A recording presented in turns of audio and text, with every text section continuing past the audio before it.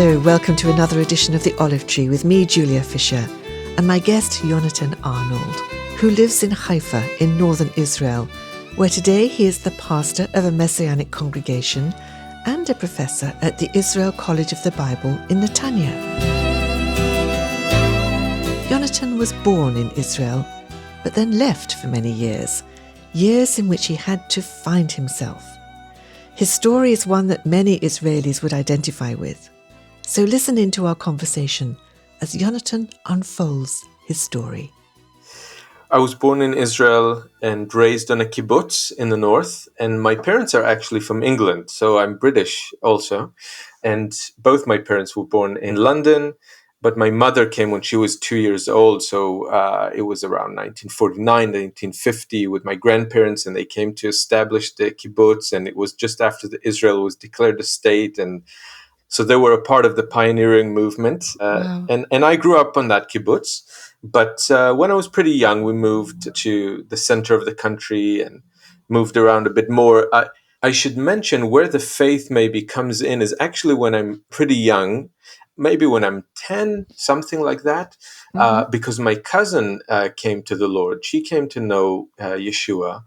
And that's the first time that I kind of started to hear about congregation and pastor and Yeshua. And we knew that believers were very nice people and very helpful people. And we knew that they did a lot to help my cousin, and she was doing really well. And so we had a positive view. Even as a child, I remember that. But what happened was that I grew into the New Age movement, which was very prevalent in Israel back in that time.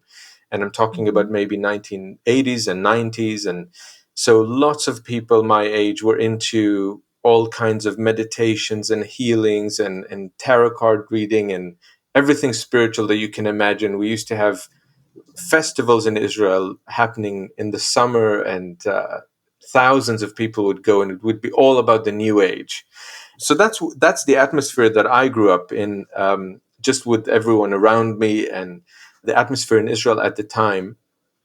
And I think I was open to anything really. So I didn't mind hearing about Yeshua and the New Testament, and that was fine. But I didn't think that he was the only way. That was very difficult for me to handle when people told me that it was only him and that every other way did not lead to God. And so it took quite a while for me to make the decision myself to follow the Lord and believe in him and give my life to him. And it was people along the way giving me tracts and booklets and people talking to me. And then I later discovered people praying for me for years. A lady coming to faith when I was just a baby. She came to faith on the kibbutz, and she was one of the first ones, and she was praying for me, and I didn't know that. So it was very emotional meeting her years later and her finding out that I'm now a believer. So That's quite something. yeah. So it took quite some time and lots of different people to meet along the way. You mentioned that your parents went to Israel from London. Presumably they were quite Zionistic in their attitude then. You grew up with a pioneering family, you say. Did that rub off on you at all? My father is not Jewish, so he did not come from a Jewish background, and it's a whole story of itself, of its own. But yes, he came to Israel for different reasons and ended up being in Israel in a kibbutz and so on. But my mom, and I was raised by my mom really, and she came from a pioneering Zionistic Jewish community in London. And it was back then, it was kind of a youth movement that my grandparents were a part of. And it was very Zionistic. And the vision was to establish the country and to come and dry the swamps and build and so on. And so that's how they came. Now, did it rub off on me? Well, the kibbutz is actually quite left-wing. So I grew up in a very left-wing kind of environment, politically speaking. And so there was a deep connection to the country, but we were neighboring with an Arab village, Bedouin town really, but we were neighboring with an Arab village, and we would often go there. And I remember it was always very inclusive towards Arabs around us, and good relationship. And so it was Zionistic, you could say, yes, definitely, but it was also quite inclusive. Did you have a lot of freedom in the Uh, kibbutz as a child? a lot of freedom, yes, yes, yes. Yeah. Some would say too much. So that's the kibbutz life. I did leave at an early age. I mean, I was just a boy when we left the kibbutz, but I remember Mm, it very well as a child. Yes, the lots of freedom. I mean, I grew up um, in a time where there was no money in the kibbutz. We didn't know what a bank was. We didn't know what a bank account was. We didn't know what money was. There was yeah. we got little slips of paper with numbers on them, and we would go to the shop and get stuff. And some stuff we would get for free, and everybody would work, and nobody would own anything. Everything is shared, so it's very unique. It's not around anymore, that kind of life. But the kibbutzim are around, but not that kind of life.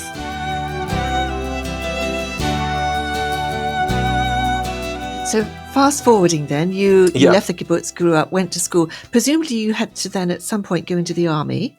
Yes, so I went into the army just like anyone else at 18, around the age of 18, and I didn't have any kind of an important role to play, but the unit that I was a part of was interesting and it was significant. It was a unit responsible for coordinating between the Air Force and all the other forces, and I was there. Found myself in the midst of everything when we came out of Lebanon. It was 99, I believe. We Right. came out of Lebanon, so I was not on the grounds. I was with this unit, and we were involved in other ways in everything that was happening. And it was there was a lot of action back then, and it was a significant unit, an important unit. But I didn't have any important role. I was just in the middle of everything. So.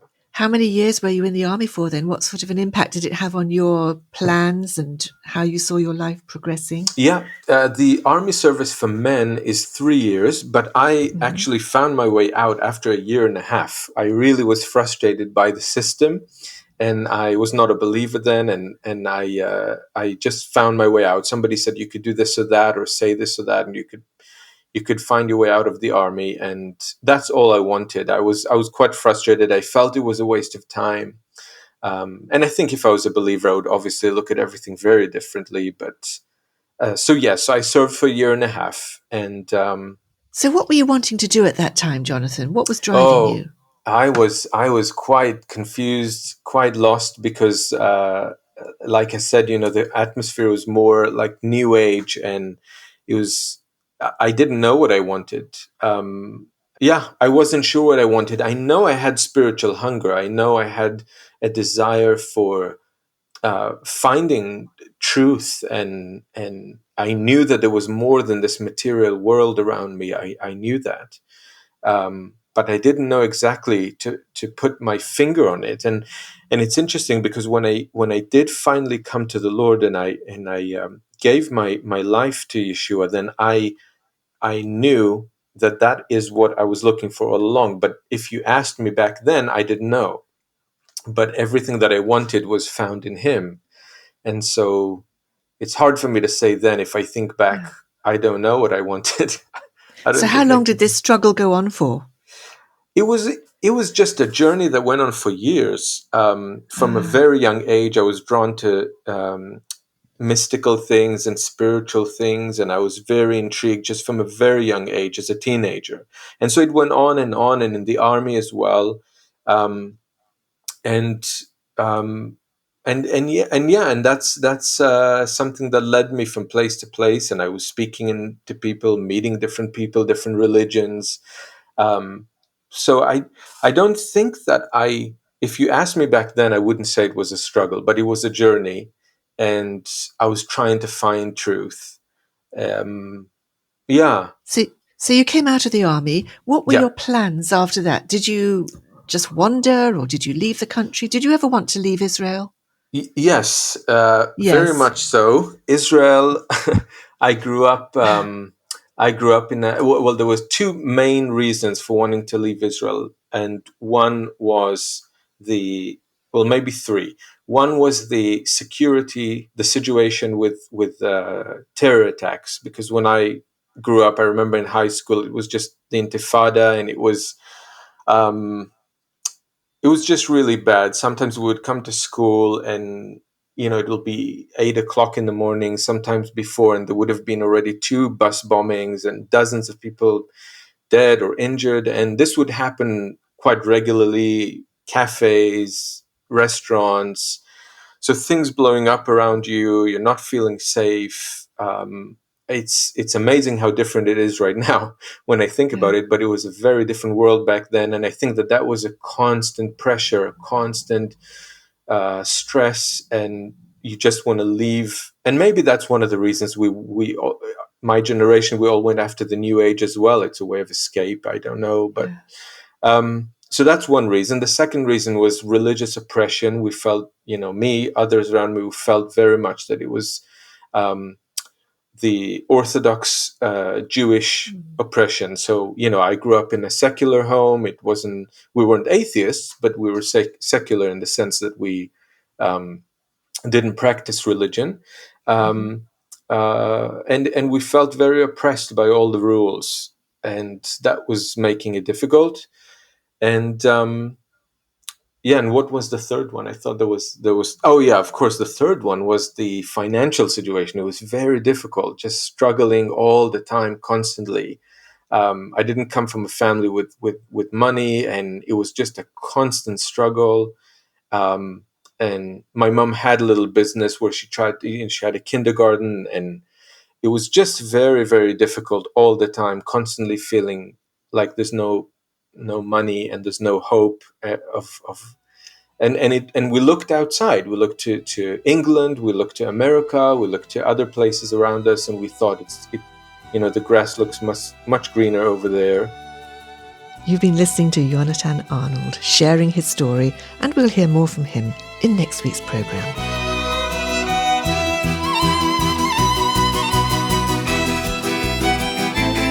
The Olive Tree Reconciliation Fund is a Christian charity based in the UK that supports the needs of both Jewish believers and Arab or Palestinian Christians living in Israel and the wider Middle East. If you'd like to know more about our work and receive our free bi-monthly newsletter, please visit our website, olivetreefund.org. Meanwhile, join me at the same time next week for another story from the Olive Tree. Until then, goodbye.